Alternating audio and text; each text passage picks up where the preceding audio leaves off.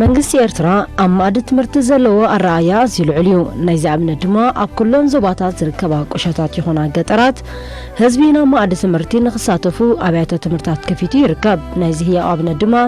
ኣብ ኩሎን ኮሌጃት ሃገርና ዝርከቡ ተምሃሮ ካብ ኩሎን ዞባታትን ብሄራትን ዝመጹ እዮም። ነዚ ኣብ ላዕሊ ጠቕስናዮ ዕድላት ትምህርቲ ግን ገለ ካብ ሕብረተሰብና ብዝተፈላለዩ ናይ ማሕበራዊ ፀገማት ኣብ ግዚኡ ዘይጥቀመሉ ኣይሰኣኑን እዮም። እዚ ማለት ግን በቲ ዘጋጥሞም ሽግራት ተሰናኺሎም ኣብኡ ዝተርፉ ውሕዳት እዮም። መብዛሕትኦም ነቲ ኣብ ግዜ ንእስነቶም ዝሓለፎም ዕድላት ትምህርቲ ንኸመልሱ ይፅዕሩ እዮም።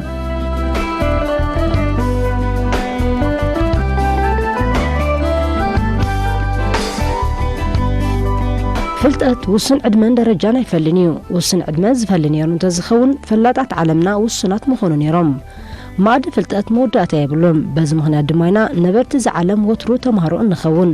ከምኡውን ዓለምና ወትሩ ብሓደሽቲ ርኽበታት ምስተኸበት እያ። ኣብ ካልኦት ሃገራት ንኽትመሃር ኣዝዩ ብዙሕ ወጻኢታት ኢኻ እትኸፍል። ብፍላይ ድማ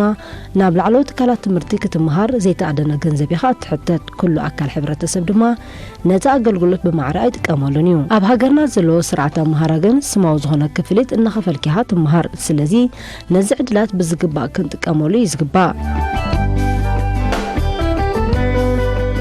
ኣብ ንዑስ ዞባ ሓልሓል ብሰንጊ መርዓን ማሕበራዊ ፀገማትን ነዊሕ ዓመታት ካብ ማዕድ ትምህርቲ ሪሒቐ እንድሕሪ ምጽናሕ ናይ ምቕጻል ዕድላት ዝረኸባ 19 ኣዴታት ኣብ ናይ ሎሚ ዓመታዊ ሃገራዊ መልቀቂ ፈተና ካልኣይ ደረጃ ማለት ማትሪክ ተሳቲፈን። እዘን ካብ 24 ክሳብ 40 ዓመት ዝዕድሚአን ካብ 1 ክሳብ 5 ቆልዑ ዝወለዳ ኣዴታት ህርፋን ትምህርቲ ስለ ዝነበረን ነቲ ብኩነታት ሓዳርን ካልእ ፀገማትን ዝተሰናኸለ ድሌተን ንምርዋይ ዝወሰደኦ ተበግሶ ሰናይ ድሌት መጻምድተንን ወለደንን ተሓዊስዎ ናይ 12 ክፍሊ ትምህርተን ኣብ መለብሶ ብምዝዛም ናብ ሓጋዝ ተወጋዒዘንን ተፈቲነን። ካብ መለብሶ መጽኤ ንማትሪክ ክንፍተን ኢና ኣብዚ ሓጋዝ መጽኤና ኣለና። ቀደም ትምህርቲ 1994 ጀሚረ ኣብ ቤት ትምህርቲ መለብሶ ድሕሪኡ ከዓ ኣብ ቦርዲን ኣስማጥ ይመሃር ነይረ። ካብኡ ንድሓር ካብ 2001 ክሳብ 2004 ኣብ ቤት ትምህርቲ ቦርዲን ዳቕምሓረ ይመሃር ነይረ። ካብኡ ንድሓር ከዓ ብዝኾነ ምኽንያት ናይ ጸገም ስድራ ምስኡ ከዓ ናይ ስራሕ ናይ ከይጂ ነይሩ ንዑ ኢለ ኣቃሪፀ ምስቲ ጸገም ናይ ስድራ ዝነበረኒ ማለት እዩ 10ይ ክፍሊ ምስ ወደኹ ኣብኡ እዚ ከይጂ ምስ ተፈትሐ ብዙሕ ዝተምሃሮ ሰብ ስለ ዘይነበረን ኣብቲ ንዑ ዞባናተ ንዑ ኢለ ገዲፈያ ማለት እዩ። ሕጂ መምህር ኣብ ከይጂ ኣብ መለብሶ ይምህር። ካብ ዓመ ከዓ ናይ ኤክስቴንሽን ዕድል ምስ ረኸብና ኣብቲ ጥቃና ዘሎ ቤት ትምህርቲ ኣብ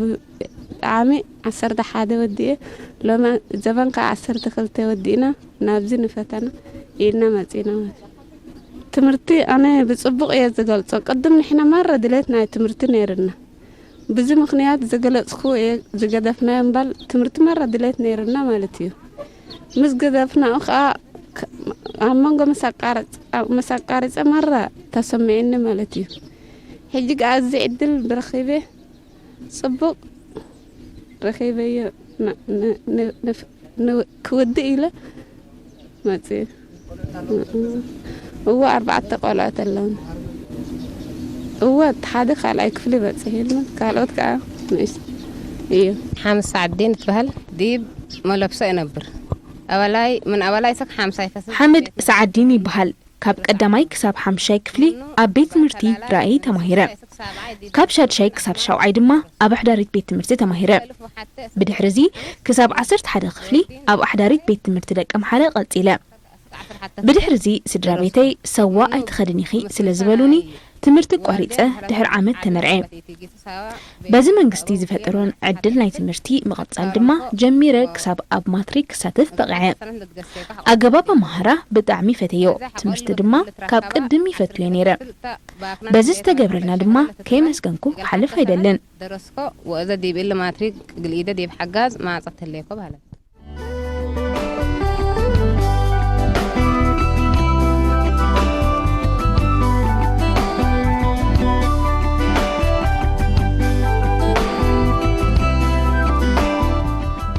ሓላፊ ኣገልግሎት ትምህርቲ ኣብ ንዕዘቦ ሓልሓል መምህር ዑስማን መሓመድ ኣድም ኣብ ዝሃቦ ሓበሬታ እተን ኣዴታት መብዛሕትአን ንዓመታት ካብ ትምህርቲ ኣቋሪፀን ፀንሓ ምዃነን ጠቒሱ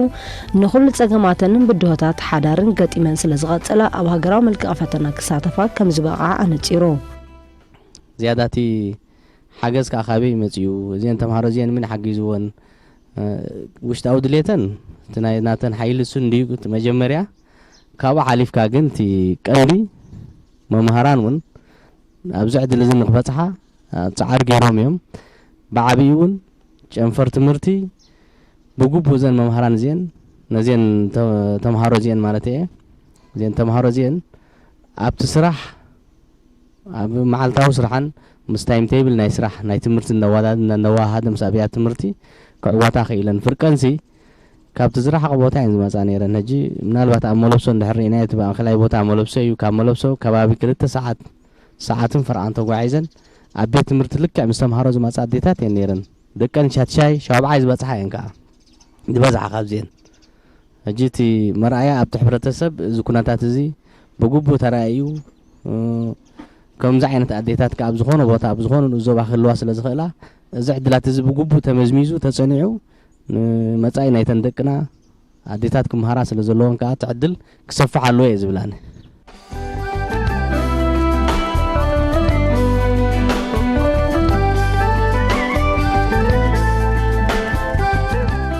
ኣብ ነብራ ህይወት ኩሉ ግዜ በቲ ዝለኻዮ ኣይኮንኳን ትጓዓዝ እንሓንሳቡን በቲ ኣብ ቅድሚኻ ፀንሓካ ነገራት ተደሪኽካ እትኸደሉ እዋናት ውሕድ ከም ዘይኮይኑ እዮም ዝጠቕሱ ተመራመርቲ ስነ ሕብረተሰብ ኣብ ገለ እዋናት ልክዕ በቲ ንስኻ እትደልዮ ክትጓዓዝን ከለኻ ኣብ ገለ ድማ ዘይተፀብኻዮ ሃው ዝበለ ገደል ክፀንሓካ ይኽእል እዩ ዕላማኻ ብንጹር ኣቐሚጥካ ትጓዓዝ ተኾይንካ ግን ነቲ ኣብ ቅድሚኻ ዝፍጠር ገደል መዳይቦ ክትፈጥረሉ ኣይትሽገርን ኢኻ ሽመይ እሙና ያሴን ዕሙር በሃል ኣብ ቀዳማይ ክፍሊ ካብ ቀዳማይ ክሳብ 5 ኤሌመንታሪ ማለት እዩ ኣብ ንዞባ ሓልሓል ኣብ ሓልሓል ወዲኤ ብድሕሪኡ ብሰንኪ ናይ ትምህርቲ ቦርዲን ብዘይ ምንባራብኡ ወሲዶም ደቀ መሓረ ካብ ሻምናይ ክሳብ ታሽዓይ ኣብኡ ተማሂረ ብዝተፈላለየ ምክንያት ድማ ካብ ታሽዓይ ኣቋሪፀ ንኻልኣይ ዓመት ዕድል ኣብ ንዞባ ሓልሓል ሃይ ስኩል ተኸፊቱ ኣብ ቤት ትምህርቲ ዑመር እዛዝ ኣብኡ ካብ ታሽዓይ ክሳብ 11 ተማሂረ بحق خي حبعه كاب 11 نخيورد إلى تمرتي قديفيه بعلي بحقي أنا حجي بالإسنات يبل استراي خلون أدي لندا لما نتساوخت ورد لك أجوه ندابلتن قلنا يقول لا نين إسنات نقري بك تمرتي قاريزة سواي وردكن بدحريو دحالي إثو من قصتي حقي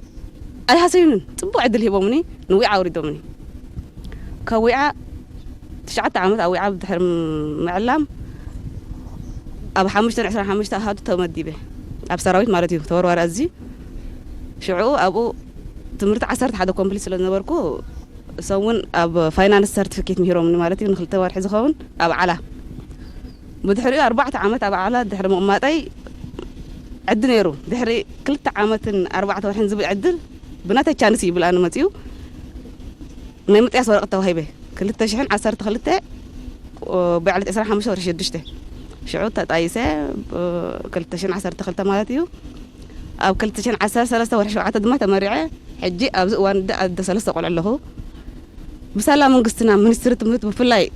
زوبا عن سبا ممر كفلاي خمسكم كوك حل فايدلني مسؤول ممر عثمان حلافي ጨንፈር زوبا زلو نزعل عدل زخفتلنا بزي بصحو بوتا يبلومن نحنا طبعا نقرب نينا ببزحنا يتنتمهارو زنبره زقارصا صبو عدل خفيتمنا ابيت تمرت اشوادا ملبسه مالت يا ابن زوبا حلحل ابو اذا عمل 10 تخلت خفلي كومبليت غيرنا بدحريون ما شاء الله اندا تጻገሙ ولا ابوخ مصانا ون يصبي نيروم يدلي نيروم ادقلع مخانا حراسات نيرومنا بزي انتن حفتنا تنستلاتنا حنتي قدفن بحقي كمسغنم يدلي إذن حقات عدل مول عب عدل يو سوا كيدون تزبلنا خي انتي مقبرنا كاربوتا خي عدل يلا انت تزبلنا انتي مقبرنا حجي انا بحق يا مسغنم بفلاي منستري زوبا عن سبا نزوبا حل ጨንፈር حلاف زلو مر عثمان بحق يا مسغنم عدل بزح كيفتمنا حماد اون حقي زناناين سنون اديتاتينا كمهار اللون يلن زقدفو عدل الله يبلني يعني بحق عدل عبر خينا اذن اديتنا عنا زمسل اب زخونه استفرالي بوتا أب إيرترا زلوا نخمس عدل نخرخبة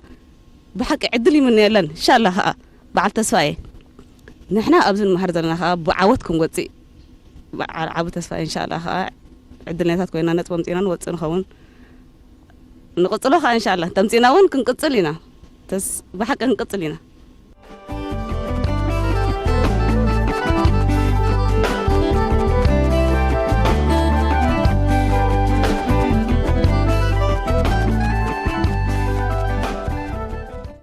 أنا ولا ملهية بق دراسة لحلفينا أنصات حنا بق دراسة حبتنا مري عناني مزام محزي كابتن عدل تمرتي زحلفانينا ولا حنتي أين فلت نيرنا لك كم تسمامينا ننكساس نيرنا أبنوز وحلحل أب قربت بيت تمرتي عرت مالت نايمت فأما هاي منت كنمهر عدل تخفيتولنا أب كلتشن شوعتن جميرنا أب حدا عمت كلتك فلي إنا مهرنا ناب مأكلي درجات مرتي تسقاقيرنا أب هاقراو ملقاقي ناي مأكلي درجة جنرال تساتفنا دما حليفنا ناب كالاي درجة تسقاقيرنا كابزقن كقصلي كالكون لتغطينا ولدي تمرعين بدحر زقن تمرتي قصل دليت سلزنبرني مس بعال بيتين سدراين ترداري نتيس تخاف تعدلنا يتمرت خا كتقملو كيلا حج دما ماتريك ساتف بقي علخو بعال بيتين ابسوا خوينو نسون ماتريك تفتينو علو تسفا يقبر دما تعويتنا خنوص نزلنا شتو احواتي دق انستيو دما اجوخن ابسمرتي حيلا يبلن 10 كره فصل دي بيتنا فتعقنا وديبو درسنا 10 كره درسكو وديبو صماني بيننا وسافرينا مثل ولادنا جنتنا نعيش نبكو ومدرسينا 5 استاذ مثلنا بقروش لقبات قلهم حدد ديبنا ندير